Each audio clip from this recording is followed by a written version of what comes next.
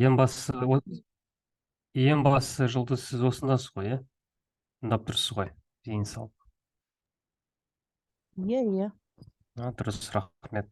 Ендеше ол сізге қажет нәрсе деп білеміз. Біріншіден, кешегі болған сабақтың екінші бөлімі бар.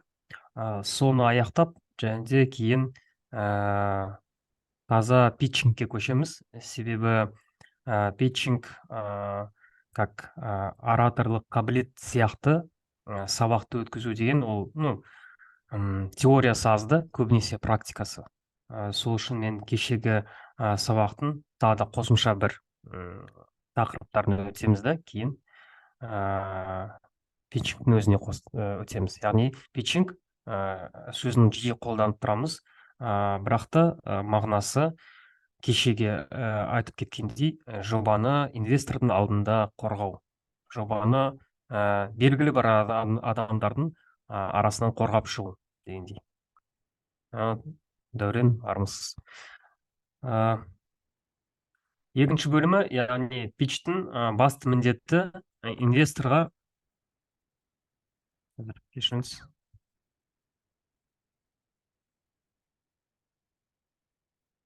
бір минут звондады.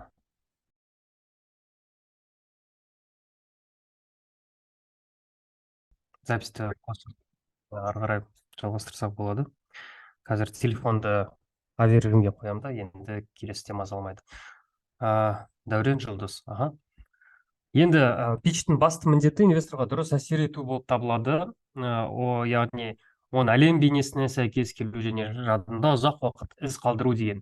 Яғни қаншама адамға күнделікті, егер де ол бизнес кездесулер болса, тағы сондай сияқты, сіз күнделікті қаншама адамға өзіңіздің кәсібіңіз туралы айтасыздар.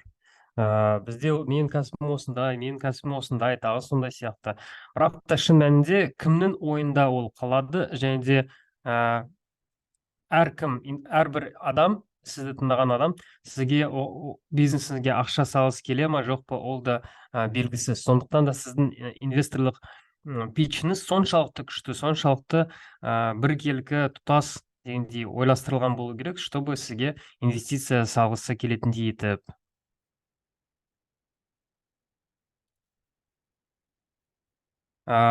Енді инвесторлардың 78% өздері стартапердің жоба, бизнес ортасы және тұтастай алғанда ол шығатын нарық туралы хабардарлығы оларға қатты әсер ететінін мойындады. Яғни тек қана сіздің бизнесіңіз емес, сонымен қоса сіз қандай ортадан шықтыңыз, сіздің командаңыз қаншалықты мықты, осының барлығына да инвесторлар қарайды.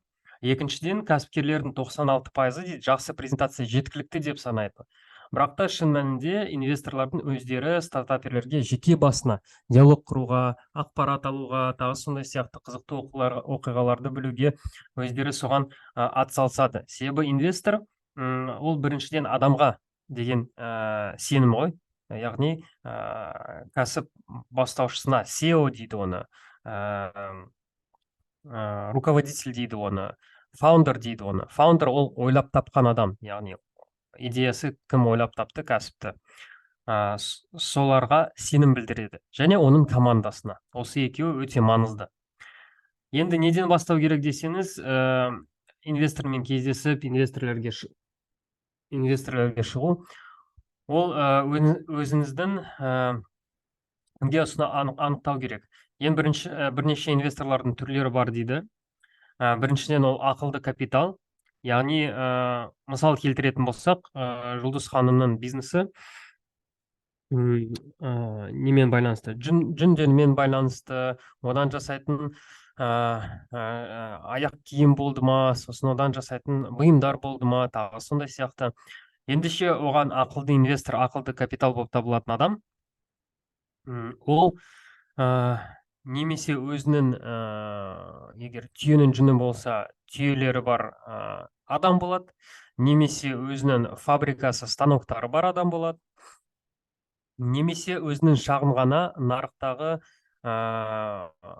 базары, яғни қалай айтады, ярмарка, выставкада жасайтын адам болса, ол сізге ақылды капитал болып табылады. Неліктен? Себебі ақшадан басқа ол сізге өзінің бар бизнесіндегі барлық білімін, барлық құрал саймандарын, тағы сондай сияқты сізге яғни бизнесіңізді дөңгелетіп масштабтау үшін сізге салады, яғни сізге береді дегендей. Соны ақылды капитал дейді. Басқа мысал келтіретін болсақ, Дәурен мырза, сізде қандай бизнес, қандай кәсіп сіз аштыңыз ба, әлде ашам дейсіз ба, қандай кәсіп бар? Ассалаумағалейкум. Уағалейкум ассалам. Біздің негізі басқа бағытта бизнестеріміз бар, бірақ мына жобаға бизнес білімге біздер дейтін қазіргі таңда IT решениемен қатысып жатырмыз. Яғни кәсіпкерлерге клиент тауып беру бағытында клиенттерге бонус жинау арқылы өздерінің арман мақсаттарын орындайтын жоба дайындадық. Сонда ол қалай, IT разработка ма, сонда түсінбедім? Иә, приложение. Приложение анау не сияқты ма? Купонаторлар сияқты ма?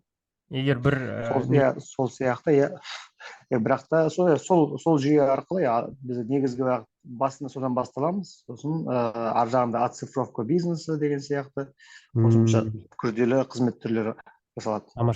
Тамаша. Ендеше сізге тіпті мынау тақырып өте қызықты болады, себебі IT-да деген венчурлық инвестициялар деген өте тарап кеткен нәрсе ғой. Және де сізге мысалға ақылды инвестиция, ақылды капитал болып табылатын, ол тоже IT маманы, кімде өзінің жобалары бар, мүмкін кімде өзінің разработчиктары бар, сондай инвестор бола алады. Және де сондай инвесторды тапсаңыз, сол сізге ақылды капитал болып келу мүмкін.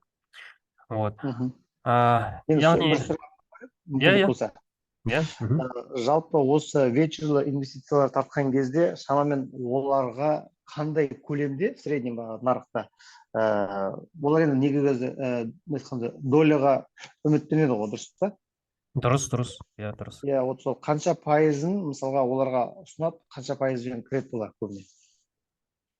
Мен шынымды айтсам, ол жағынан маман емеспін да, бірақ та өзімнің бір жерден оқып, бір жерден естуім бойынша, ол сіздің келісім шарт құрасыз ғой.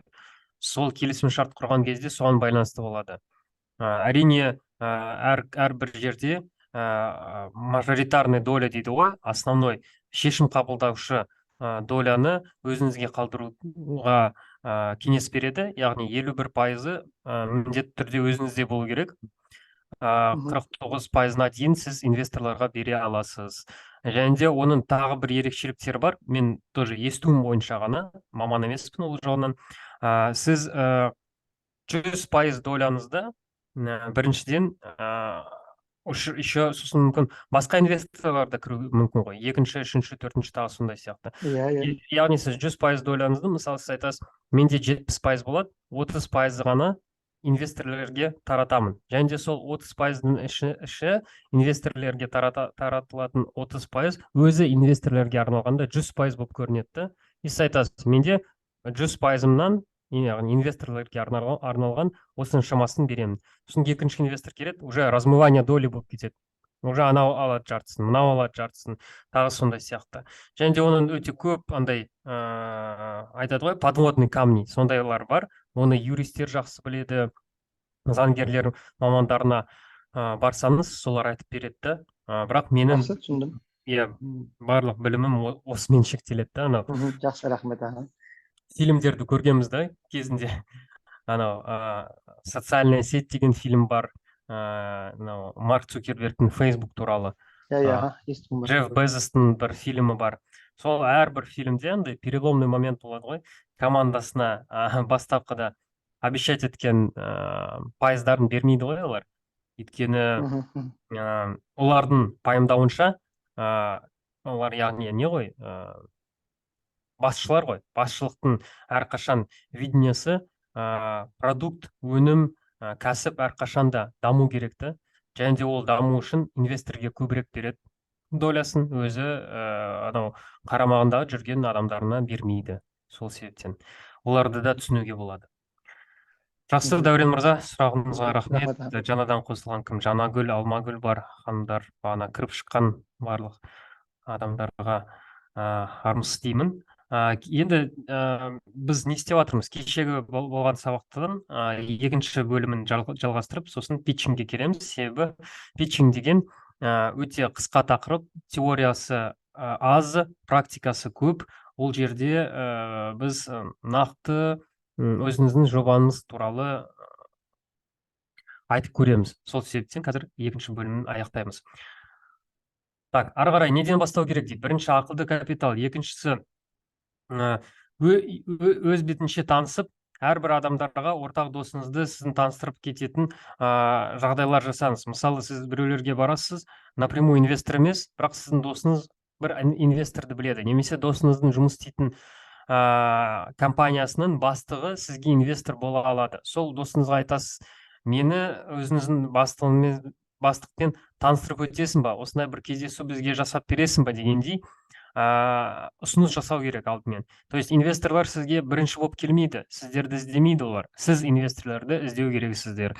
Екінші жолы ол желілер мен кәсіби іс-шараларда танысу. Яғни егер де мынау жобада, бизнес білім жобасында соңында бір кездесу болса, офлайн бір мероприятие болатын болса, міндетті түрде сол жерден инвесторларды іздеуге болады. Немесе кәсіби желілер дегеніміз андай Инстаграм емес, кәсіби желілердің бірі ол Facebook болып табылады, және де LinkedIn деген компания бар, әлеуметтік желі бар. Соның ішінде өзіңіздің парақшаңызда іздейсіңдер. Бірақ та менің білуім бойынша Қазақстанда Инстаграм арқылы да жасауға болады. Бір кейс бар. Қазақстанда Найми KZ деген жоба бар. Егер естісеңіз, 10 жыл бұрын олар енді ғана бастаған кезде біз 1 миллион ақш доллар инвестициясын тартамыз 30 күнде. Немесе өзіміздің бір машинасы болған, Lexus па, сондай бір нәрсе бәйгетігеміз дейтін да. Яғни әрбір репост жасаған адамның арасынан ойнатып, өзіміздің Lexus машинамызды сыйлаймыз деген. Сондағы олардың маркетинговый ходтары, что 100 мың адам репост жасады да, и 100 мың адамның репост жасаған осы постты. Соны 100 мың адамның оқырмандары бар ғой, примерно миллион адам оқыды да, сол миллион адамның ішінен бірнеше инвестор табылып, 1 миллион ақша құйған. Мінекей осындай бір маркетинговый ход жасағанда, неден, Инстаграмда. Енді инвесторлардың негізгі түрлері болады. Бірнеше түрлері болады инвесторлардың. Біріншісі отбасы және достар. Естулеріңіз бар ма ол жөнінде?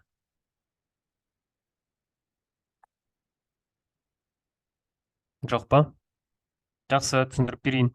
Бірінші инвесторлардың түрі отбасы және достар дейді. Неліктен? Себебі алғашқы бизнесті, кәсіпті бастаған кезде оған $1000 аспайтын ақша ғана керек. Қазақстанның мысалы офлайн бизнеске қарасақ, примерно 1-2 миллион болуы мүмкін. Ол ақшаны сіз отбасыңыздан немесе достарыңыздан алуларыңыз ықтимал. Сіз яғни біріншіден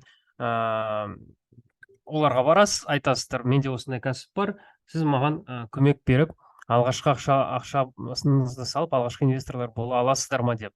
Неге олай істейді? Ол яғни американдық теорияда 3F деп аталады. Friends, Family, Fools деп. Friends, Family, Fools. Яғни достар, отбасы және де қалай айтады? Өте сіздің идеяңызға алғашқы сенім білдіретін адамдар.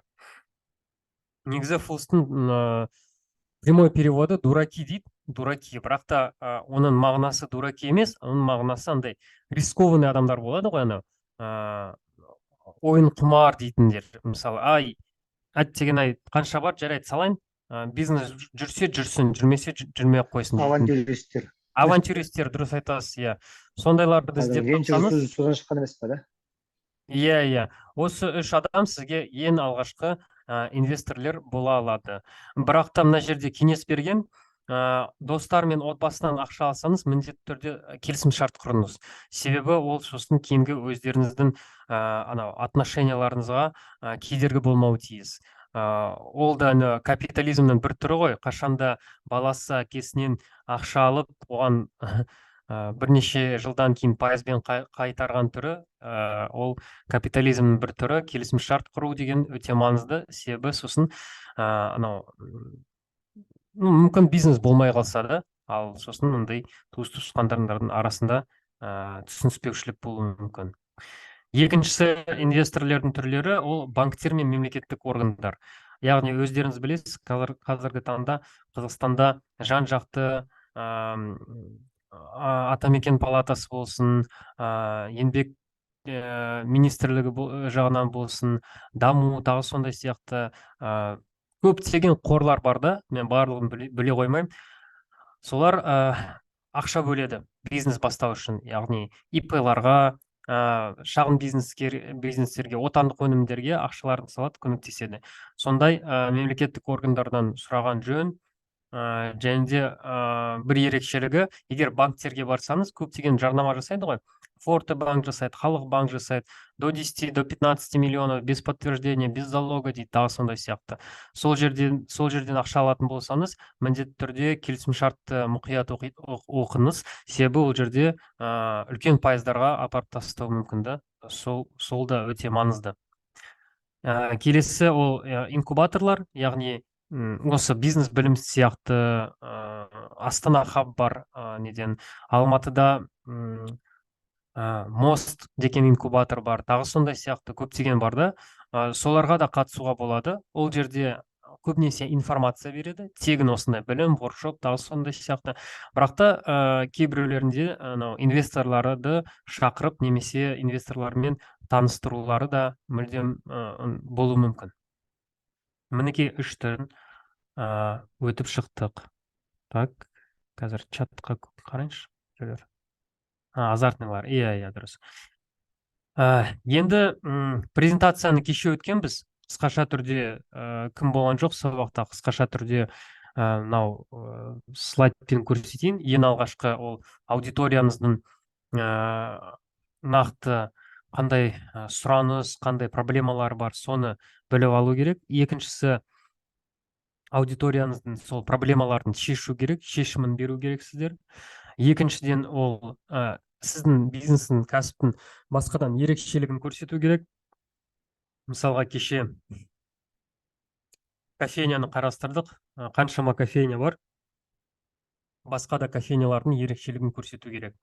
Төртіншісі, ол яғни өздерінің клиенттерімен кері байланыса орнату керек. Олар әрқашан тек қана бір рет сатып алып кетпес үшін, қайта-қайта сіздің постоянный клиент болу үшін. Кейін дайындық керек дейді, өздерінің презентацияларында жазу керек, дұрыстап тұрып, не экономите на качестве дейді, әдемі бір түрлі түсті қағазға шығарып, плотный бумагаға шығарып, дегендей дизайнерлерге 5-10 мың теңге төлеп, күшті әдемі презентация жасаңыз дейді. Сосын өзіңіздің кеше репетиция жасағанбыз хикаяңызды айтып беріңіз.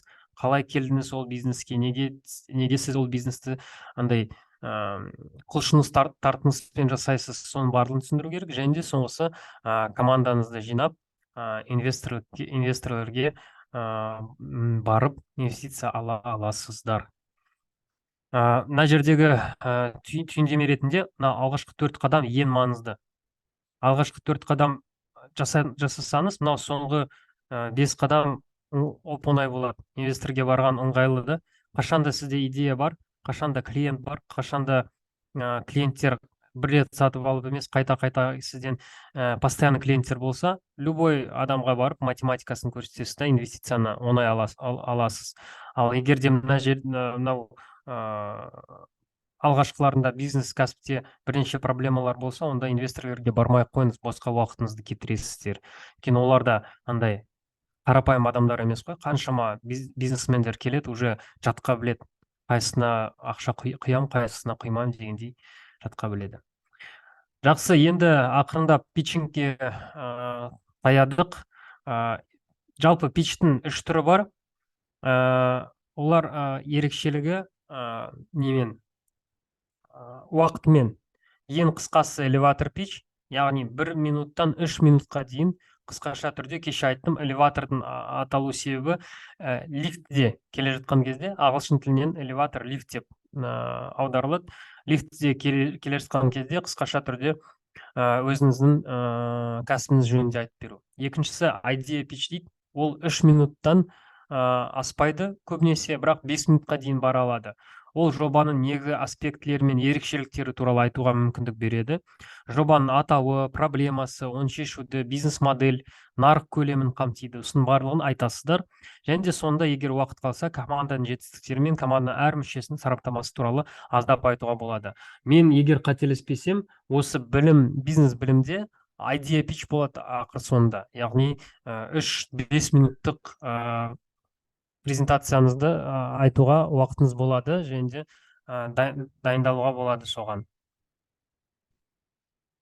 Так, енді фандинг pitch бар, 10 минуттан асады дейді. Ол ерекшелігі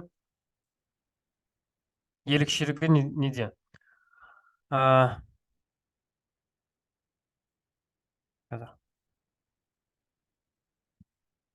Ерекшелігі неде?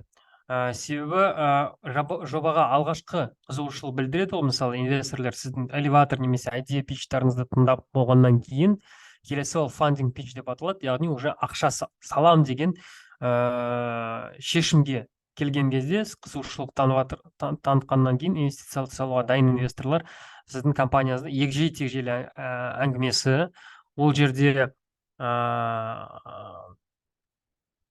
нарық жайында, финансовый модель жайында, компанияның юнит экономикасы жөнінде, монетизациясы жөнінде осының барлығын қарайды, бәсекелестерін салыстырады.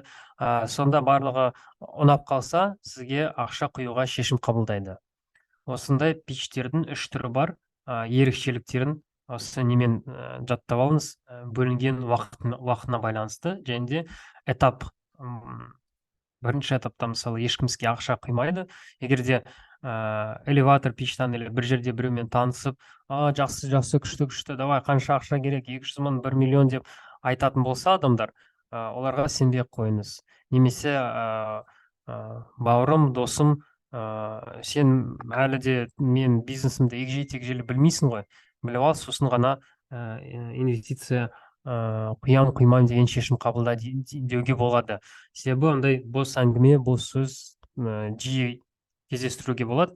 Ақыр соңында олар ақша құймайды сосын. Жақсы, енді инвесторлар алдында жобаны қалай қорғау болады деген сұрақ туындайды. Енді дайындалдық, сізде бизнес идея бар, бизнес жоспар бар, енді дайын сауатты құрастырылған питч бар. Осының барлығын енді инвестордың алдында шығып әдемілеп айтып беру қалды. Егер сізге арнайы іс-шаралардың бірінде питчинг жасау керек болса, онда сіз міндетті түрде дайындалуларыңыз керек дейді. Аудиториямен жұмыс істеу дағдылары өте маңызды. Өйткені питчинг ол спектакль. Кәдімгі актерлер шығатындай етіп дайындалып келесіздер. Бұл сөзге сіз басқа адамды жібере алмайсыз. Өйткені бұл сіздің өніміңіздің, кәсібіңіздің егжей-тегжейлі білу керек та. Сосын питчингтен кейін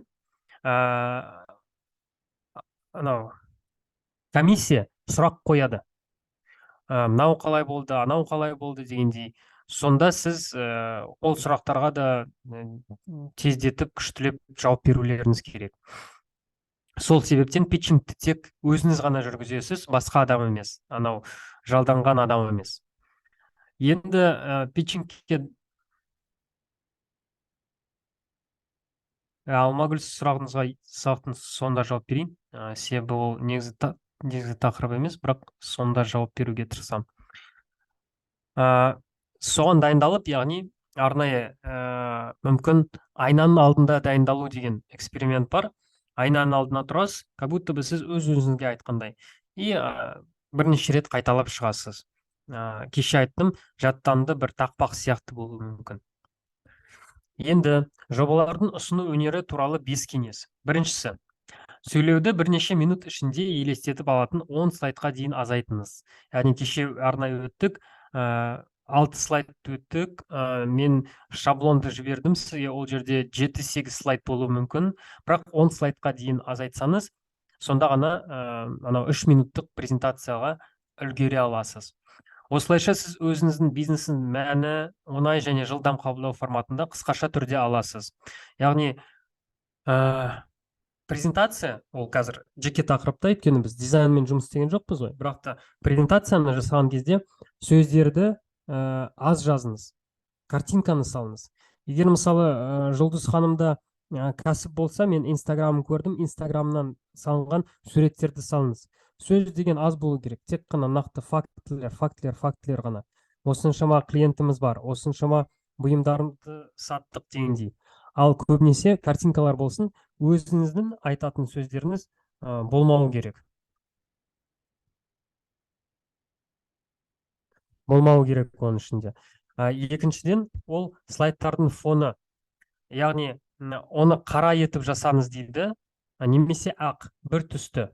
Себебі неше түрлі андай жылтыраған слайдтар адамның вниманиясын, зенін алып кетеді, и ол слайдта не бар екен, не жоқ екен түсіне алмайды да ақыр соңында. Сол үшін слайдтың фонын ақ немесе қара біркелкі түске жасау керек. Мында шрифт жөнінде кеңес береді, бірақ шын мәнінде шрифт қазақша теретін болсаңыз, шрифттер негізі аз. Қазақ тілінде жазылатын шрифттер Times New Roman, Arial, сосын Montserrat деген 3 шрифт білем, өзіме ұнайтын. Соларды қолдансаңыз болады. Шрифттің қаншалықты үлкен, кіші екенді байқаңыз. Себебі презентацияны мысалы сіз басып емес, ал неде проекторде көрсететін болсаңыз, алыста отырған адамға да көріну керек, жақыннан отырған адамдарға да көріну керек. Примерно 24-28, кейде 30-ға баратындай етіп, размерінде дұрыстап жасау керек шрифттерін. Ары қарай, Tinder онлайн танысу қызметінде қолданылатын тәсілді қолданыңыз. Онда адамның қызықты екен бірнеше секунд ішінде шешеді. Алғашқы әсер ең маңызды. Яғни, мұндағы қойылатын берілетін мысал, бір қосымша бар. Не очень хороший пример, да, бірақ бір қосымша бар. Онлайн танысуға Tinder деп аталады. Аналогтары да бар, Қазақстанда да бар, егер қателеспесем. Ол жердегі ерекшелігі, фото шығады, бір адамның фотосы. И сіз 1-2 секундта, яғни ғалымдар неден открытие жасады, что 1-2 секундта сізге адам ұнай ма, ұнамай ма деген шешім қабылдайсыз да, ары қарай ауыстырасыз келесі адамға. Тура солай, сіздің әрбір слайдыңыз бірден сіз қосқан кезде адамға деген әсері болу керек. Егер бірінші 3 секундта сіздің слайдыңыз адамның әсерін, зейінін алмаса, ары қарай ол қарамайды. Телефон ашады, тағы сондай сияқты қарамайды дұрыстап слайдтарыңызға. Төртінші, яғни бір ұшақ, F-18 ұшақ сияқты ұшыңыз. Ол ұшу-қону жолағын үдету үшін небәрі 200 фут қажет. Сіздің құмыра деген бір дұрыс аударған жоқпын да. Ұзақ болмау керек, пич ұзақ болмау керек. Сіз дыбыстық тосқауылдан өткенге дейін алғашқы бірнеше минутты ұшуыңыз керек. Яғни мұндағы мысал қандай? Ультразвукта ұшатын самолеттар бар ғой, олар, оказывается, өте тез разгон алады. Андай дайындалып, ескі машина сияқты, то заведется, то не заведется, от алмау емес, 5-10 минут от алу емес, мысалы, саламатсыздар ма, менің есімім Алишер, мен сізге осындай пичті айтамын деп бастамайсыз. Сіз четко нақты шығасыз, айтасыз. Саламатсыз ба, менің есімім Алишер, бүгін осындай жоба туралы айтамын. Бұл жобаның осыншама миллион ақша таптық, осындай адамдар қатысты дегендей тез айтып шығуыңыз керек. Ол да өте маңызды. Сіздер аудитория қалайша воспринимать етеді, қалайша сізді тыңдайды. Әрине кейбір адамдар айтады, енді мен сөйлеу мәнерім осындай баяу, не істеймін енді. Енді сөйлеу мәнеріңіз баяу болса, басқа жағынан да алып шығуыңыз мүмкін. Мысалы, күшті презентациямен или қазір ары қарай барамыз, мынау қалжың айту арқылы тағы сондай сияқты.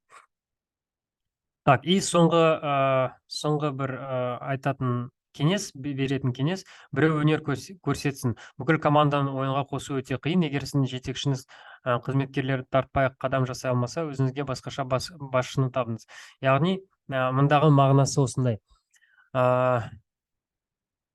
Басшы деген әрбір компания, мысалы бізде жиналған осы воркшоптарды тыңдап, мынау бизнес білімге қатысатын, яғни басшылар ғой өздері. Басшылар деген лидерлер болу керек дейді. Және де лидерлік қабілеттері ол жерде адамдардың алдынан шығу да, күштілеп сөйлеу мәнері да, осының барлығы соның ішіне кіреді. Егер сізде ол болмаса, міндетті түрде дамытуларыңыз қажет. Себебі мүмкін ол питчингта емес, мүмкін сатылымда керек болады, мүмкін болашақта керек болады. Ол қабілеттер міндетті түрде бастықтың негізгі маңызды қабілеттерінің бірі болып табылады. Питчинг жасау, нетворкинг жасау, ораторлық қабілеттері, сатылым жасау, осының барлығы өте маңызды болу керек. Қандай бизнесте болмасын. Так, жақсы. Енді бірнеше тағы да питчтарыңыз күшті болу үшін бірнеше кеңестерге тағы да тоқталып өтейік. Бірінші, әңгімеге әңгіме қосыңыз дейді. Яғни, қазір шыңыз.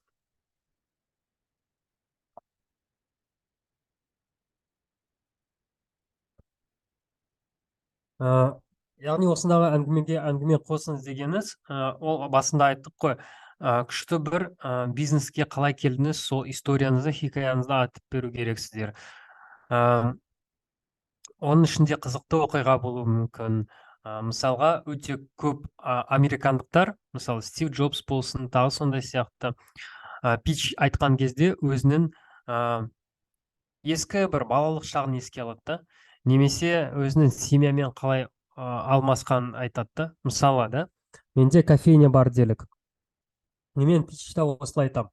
Мен айтамын, студенттік кезде мен кофе барып жиі ішетінмін. Сол кезде мен кофеға өте қызығып кеттім. Бірақ та басқа адамдарға кофе ол тек қана андай заряд, энергия беретін болса, мен үшін кофе ол бөлек зат. Мен үшін кофе ол махаббат. Неге махаббат десеңіз, себебі біз қазіргі болашақ әйеліммен мен сол кофеханада кездестірдім. Және де біздің әрқашанда сол бірінші рет кездескен кофейняға барып тұрамыз. Және де ол күшті еске аларлық сәттер келеді. Және де мен сондықтан шештім, өзімнің кофеханамды ашамын, және де ол отбасылық кофейня болады деп шештім дегендей әңгіме салады. Сонда уже адамға қызықты болады. Жай ғана қарапайым, біздің кофейня осыншама миллиондаған ақша өндіреді, осыншама адамдар келеді, осындай адресте орналасқан, екінші қабатта орналасқан, 15 посадочный орын бар дегенде емес, а уже қызықты бір әңгіме кетті. Бірақ та отыра салып 5 минут әңгіме салу емес, это просто вступление ретінде бастапқыда адамдардың вниманиясын алып кету үшін бір қызықты міндетті түрде әңгіме жазып алыңыз. Қандай өзіңіздің бизнесіңіз жөнінде, отбасы болсын, өткен шақ болсын, немесе өте жағымды тағы да күшті болады. Ол бір проблемаларыңыз туралы. Мысалға, тоже кофейня болсын. Мен айтамын, алғашқы бизнесім автомойка болатын. Және де біз автомойкада, яғни менде мойщиктер күнделікті менен кетіп, дұрыстап жұмыс істемей, ақшаға лақтырып, тағы сондай сияқты болды. Ақыры сонда оборудование сынып қалып, мен автомойкамды жабайын деген ойла келді. Бірақ та мен автомойкам университеттің маңында болды. Сондағы студенттерде машиналар болмағандықтан аса клиент аз болды да, автомойкам жабылды. бірақ та мен осы енді автомойканы жабайын деген кезде, барлығын сатам деп отырған кезде, менің қасыма бір студент келді да айтты: мына жерде кофе сата ма жоқ па? Мен айттым: жоқ, ол жерде кофе сатпайды. Ал неге сен мына жерге кофе үшін келдің ба? Иә, біз студентпіз ғой, біз кофе ішкіміз келеді.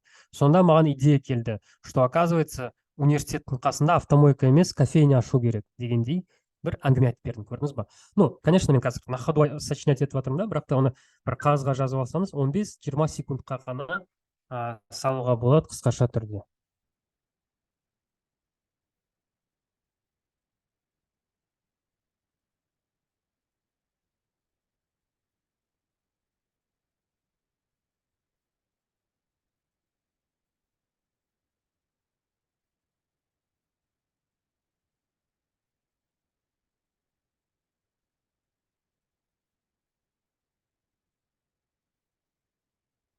Окей. Екіншісі, ол абыржулы сөз тіркестерін жасамаңыз. Яғни ұзақ сөйлемдер болады ғой, чересчур заумный сөйлейтін. Ондай ұзақ сөйлемдер ешкімге қажет емес. Сөз тіркестері, метафоралар, салыстырулар, сіздің питчинг жасаған кезде сіздің ұлы және құдіретті тіліңізді қарапайым және түсінікті, мына жерде орыс деп жазылып тұр, қазақ тіліне аударғысы келмейді.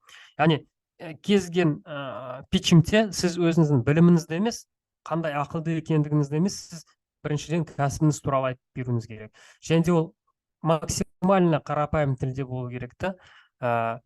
Менің кәсібім кофейня. Кофені қазіргі таңда әрбір екінші адам кофені ішеді. Кофенің орташа бағасы 800 теңге болса, біз осыншама ақша табамыз дегендей, нақты простой предложение дейді ғой, солай сөйлеу керек. И мында мысал келтірілген, бірақ орысшада заумная фраза, қараңыз. Чтобы минимизировать риски возникновения ошибок, старайтесь говорить более простым языком, не строя сложных конструкций предложений. Вообще тыңдағым келмейді. Не айтып жатыр? Минимизировать деген сөзден кейін уже құлақ жабылды ғой. Либо осылай: чтобы не ошибиться, говорите как можно проще.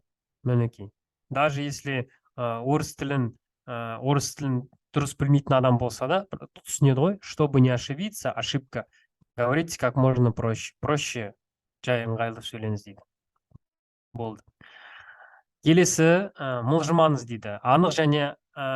Анық сөйлеңіз дейді. Егер сіз мега беделді тұлға болмасаңыз, аудитория ешқашан есту қабілетіне әсер етпейді. Тыныш сөйлей бастағанда залдың назары бірден жоғалады. Сол үшін әрқашанда басында мысал келтірдім ғой, мылжырып сөйлейді ғой кейбір адамдар. Например, біз осындай кофейня ашқымыз келді, бірақ та ашамыз ба, ашпаймыз ба деген көп ойладық. Сосын негізі ашамыз деп шештік дейді ғой. Сондай адамдар болады ғой кейбір. Сөйлеу мәнері сондай. Тыңдағым келмейді ондайларды. Поэтому инвесторлардың алдына келсеңіз, бастапқыда айтқандай, дайындалып, нақты сөйлеу керек. Келесі, мысалы, көзбен байланыс орнатыңыз дейді. Келесі кеңес. Яғни бір жаққа қарамауға және еденге қарамауға тырысыңыз. Көп кім шығып кетті ма, айтишник мырзамыз? Шығып кетті ғой, жарайды. Шығып кетсе, жарайды. Бірақ та сол мысал келтірейін, кейбір айтишниктер застенчивый болады да, шығады микрофонмен, мысалы микрофонмен шығады, и микрофонға қарайды, или полға қарайды, и осылай полға айтады: мен кофейня аштым, осы кофейняны ашуға осындай кешім. Да, конечно, күшті айтады, сөйлем мәнері күшті, бірақ та аудиториямен байланыс жоқ, полға қарап жатыр. Или көп адамдар үстіне қарайды, осылай үстіне қарап жүреді. Біз кофейняны ашамыз, тағы осындай деп қарайды. Сондағы өте маңызды зрительный контакт. Яғни мен мысалы қазір камерамды өшіріп воркшоп өткізсем, мүлдем басқаша болады, қызықты болмайды. мен камерамен воркшопты өткізген сәтте уже шамалы қызығушылық пайда болады. Микрофонның артында мынау адам сөйлеп жатыр, оның артында осылай бар ғой. Даже если маған постоянно қарамасаңыз да, назарыңызды менің картинкамда не бар екеніне соған аударасыз анда-санда. Вот. Если сіз сценада шықсаңыз, ол жерде бір адамға қарамаңыз. Сценада тоже бір трюк бар әдейі. Если сцена лесенка болса, ең үстінде андай не болады, операторский ретінде. Ол жерде кім отырады? Тапер отырады, музыканы қосады, микрофонды қосады, примерно соған қараңыз. И анда-санда бірінші рядта, екінші, үшінші рядта отырған адамдарға қарап қойыңыз. Әсіресе бір мысалдар келтірген кезде. Сонда сізде зрительный контакт бүкіл залмен болады. Вот. Кейбір адамдар айтады, залды төртке бөліп, анда-санда астыңғы левый, нижний левый угол, верхний правый и нижний правыйға осылай бөліп қараңыз дейді. Бірақ та тек қана бір адамға қарап айтпаңыз да, сол адам ойлап шығады ғой, немене мен бір жерім дұрыс емес па, неге маған қарайды деп, тағы сондай сияқты. Бір точкаға ғана қарамаңыз.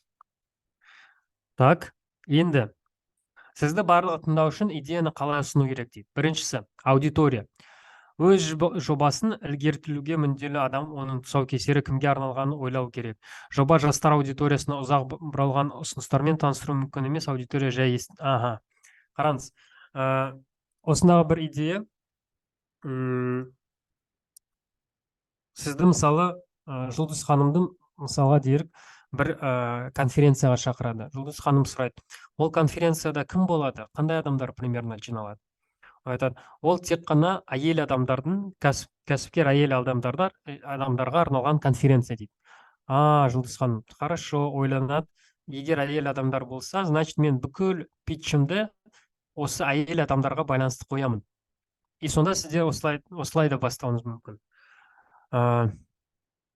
Әрбір әйел адам күнделікті көп нәрсе жасайды.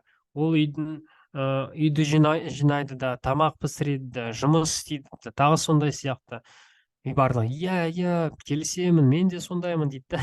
Примерно американдықтар солай болады. Вот. Қазақтар білмеймін, может, тышқана отырады, білмеймін.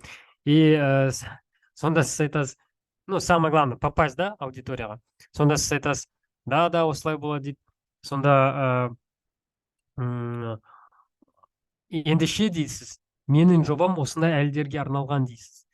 Себебі ешкімде хобби болған кезде, хобби сізге отвлечениеге көмектеседі, және де сол хоббимен айналысып, өзіңіздің жеке уақытыңызды арнауға, өзіңізге ғана уақытыңызды арнай аласыз деп шығуға болады.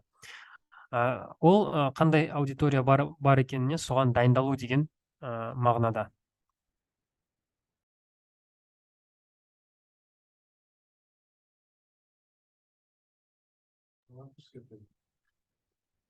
Сосын келесі ол идея. Кезген идея ол баста қалатын нәрсе, аудитория өзімен бірге алып кетуі керек. Мысалы, тағы да кімде? Жұлдыз, Жанагүл, Алмагүл, Назгүл. Назгүл ханым, саламатсыз ба? Сізде қандай жоба, қандай бизнес түрі бар? Соны мысалмен келтірейік. Назгүл ханым.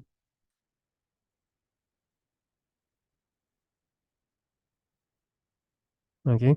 Жанагүл мен Жұлдыз, сіз бірге жұмыс істейсіз ғой, да? Или шатасып тұрмын ба мен?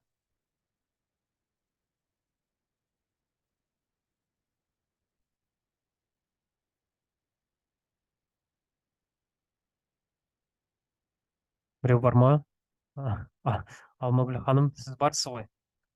Бармын, иә, саламатсыз.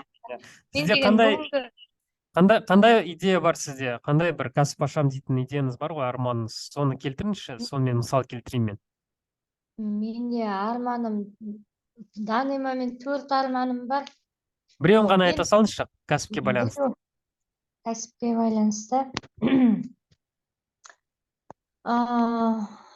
Менде былай бәрін айтып кетейін, қайсысын не қылсаңыз.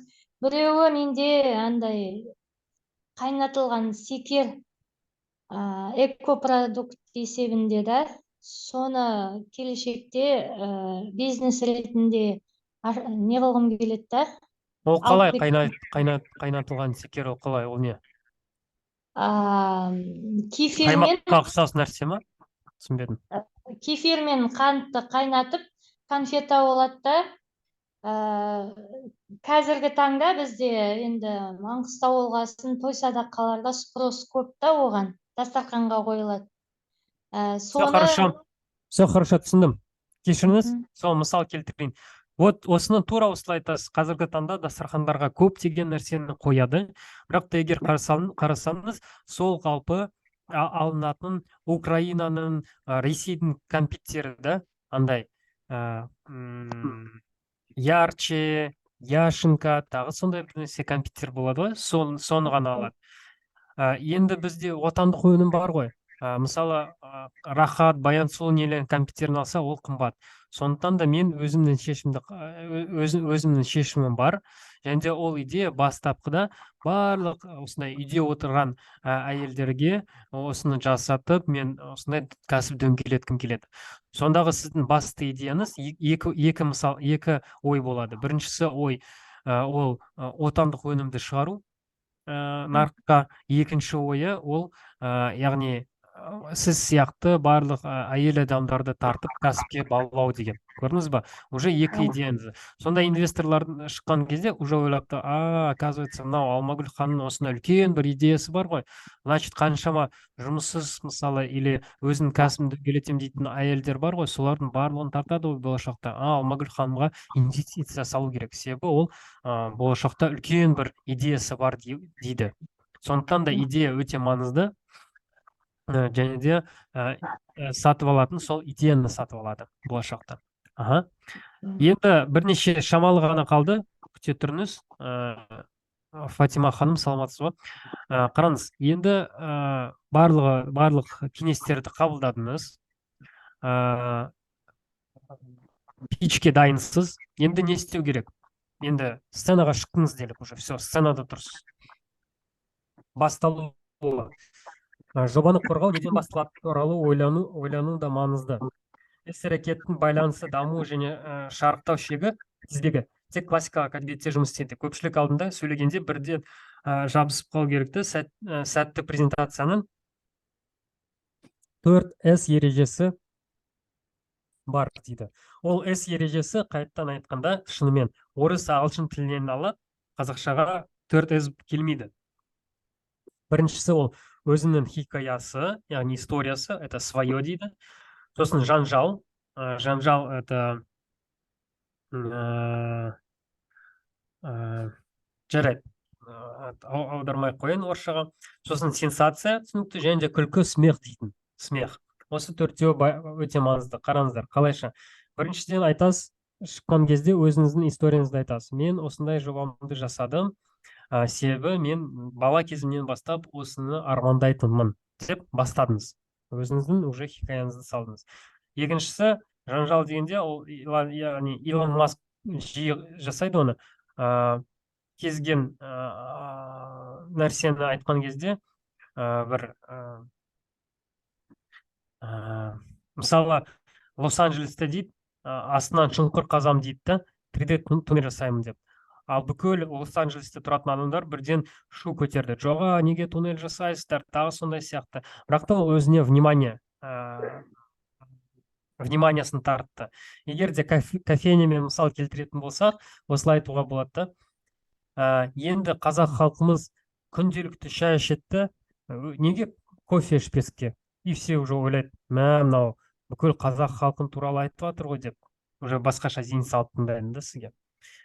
Келесі сенсация, бұл сіздің жобаңызға оның жаңалығы назар аударуды, бұрын болмаған нәрсеге баса назар аударуды тәсілі. Осы мәселеде барлық сіз отырған адамдарға бірдей бір сенсация қолдануға болады. Сіз айтасыз, біз бизнес білім жобасының Shell және де Shell компаниясының спонсорлығымен, басшылығымен болған бизнес жобаның оқушыларымыз дейсіздер.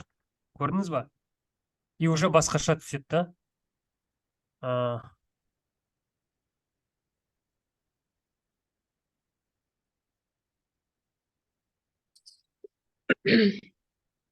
саламатсыз, қатты қалды ма?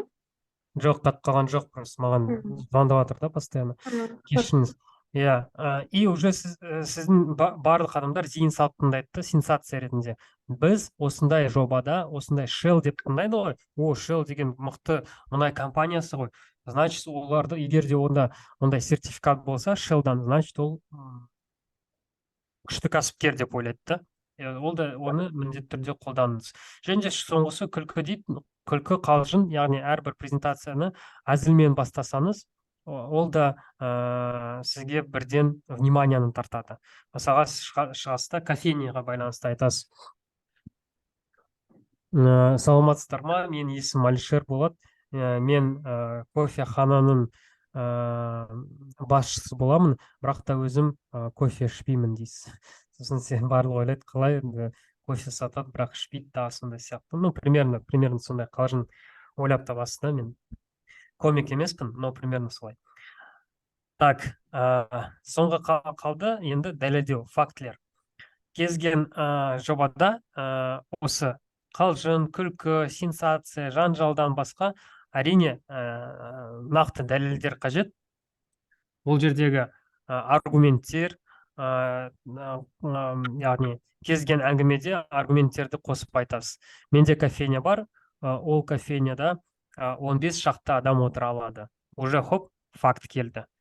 Менде мен кофейням бар, біз неше түрлі кофелардың сорттарын жасаймыз, бірақ та оның ең танымалы арабика сорты. Тоже факт, көрдіңіз ба? Уже тоже адамдарға есте қаларлықтай болады. Және де аяқталуы, ол кезген сөйлеудің соңында идеяға оралыңыз, батыл және сенімді болыңыз, осыдан кейін ғана назар аударғаныңыз үшін рахмет және қоштасыңыз. Яғни аяқталған кезде қайтадан келесіз, айтасыз. Енді сөзімнің соңында барлық адамдар, мен арманым барлық адамдардың аудандағы кофе ішсе, олар барлығы андай энергичный, күшті, там спортивный, мүмкін денсаулығына жақсы әсер тигізіп, сондай адамдар болады. Осы менің арманым. Назарларыңызға рахмет, сау болыңыз дейсіз. Ол да өте маңызды. Ну, как правило, дұрыс точка қойып білсеңіз, может быть, даже сізге ең соңында аплодисменттер де болуы мүмкін тыңдаушылардан.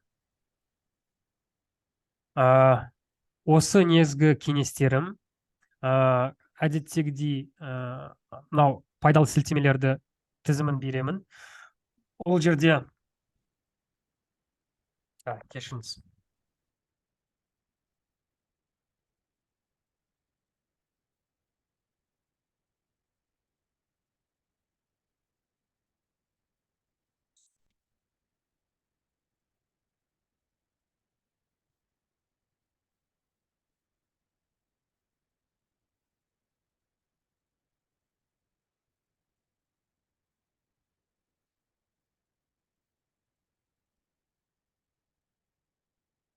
Материалдар кейбір емес, көбінесе бесеуінен төртеуі орыс тілінде. Как научиться говорить, TED Talks, бәріне ұсынатыным, кеңес беретінім TED Talks деген бар. Яғни ол үлкен сахна, ол жерге шығып, бүкіл әлемнен, тек қана ағылшын емес, Испанияда бар, Қазақстанда бар, Германияда бар, любой қалада, любой мемлекетте бар. Соған шығатты өздерінің спичтарын жасайды, яғни өздерінің презентацияларын, идеяларын қорғайды. Ол жерде тек қана кәсіп емес, любой идеяны қорғайды. Соларды қараңыз, ол жерге арнайы адамдар дайындалып келеді, олар сізге мысал ретінде болады. Екіншісі, мен презентацияны салдым. Презентация первого айфона на русском языке. Это Стив Джобс презентация жасаған. Оны қараңыздар, өте бүкіл бүгінгі күні дейін, қанша 10 жыл өтті ма, мынау пример болып жатыр да, Стив Джобстың қалайша презентация жасағаны. Және де екі сілтеме қойдым. Біріншісі эффективный пич перед инвестором деген. Және екіншісі, қараңыз, питчинг для социальных проектов. Бізде бір Фатима ханымда ма, біреулерде социальный проекттер болды да, сол үшін қосып салдым осы сілтемені. Мүмкін қызықты болатын шығар. Вот, осыларды қарап шығыңыз, міндетті түрде пайдалы болады деп сенемін. иә. Жұлдыз Түмен қандай слайдты? Кешегі ма?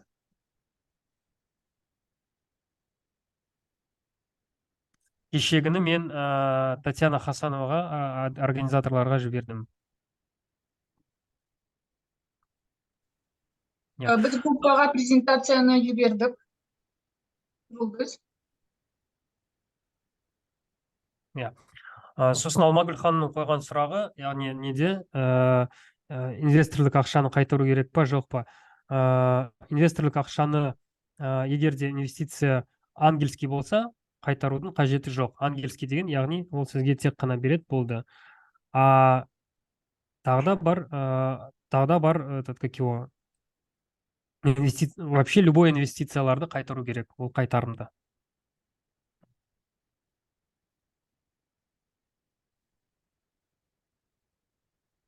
Жақсы, егер сұрақтарыңыз болмаса, бүгінгі сабақты аяқтаймыз. Және де Саламатсыз, кешіріңіз, мен дайын болмай едім, сол үшін қосылмай едім.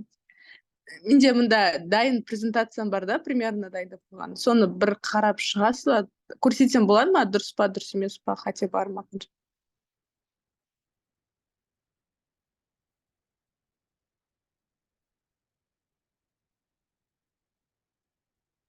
қалайтыныз тады? Мен презентация жасап қойғанымда, слайд жасап, соны көрсетіп тұрсам болады ма, дұрыс па, дұрыс емес па, қателік бар ма, қандай жөндеу жасау керек? Мен қазір чатқа нөмірімді жіберемін. Организаторларда жеке консультациялар бар. Сіз менен жеке консультация алып, сол презентация жөнінде ала аласыз, сосын презентацияңызды көреміз. Хорошо. Назгүл, сіз Татьянаға жазыңыз, Алишерден консультация алғым келеді. Хорошо. Рахмет. Иә, кешірерсіздер, менде қазір бір екінші звонок бар да. Егер де болса, біз просто уақытымыз шектеулі. Сол үшін да басқа сұрақтарға кейін жауап беремін. Жеке жазсаңыз болады, нөмірімді қалдырдым. Барлықтарыңызға рахмет. Егер сұрақтарыңыз болса, Назгүл ханым, неге жазылыңыз консультацияға, барлығын көріп шығамыз слайдтарды. Және де ол барлығына қатысты, тек қана Назгүл ханымға емес, кімде презентацияның слайдтары дайын, давайте көрейік, жеке консультация жасап, өйткені мына бір воркшопта үлгермейміз да, и жеке консультация алып, сосын әрбіреулеріңіз слайдтарыңызды көріп шығайық. Жақсы, рахмет. Жақсы, рахмет, күндеріңіз сәтті өтсін, сау болыңыз.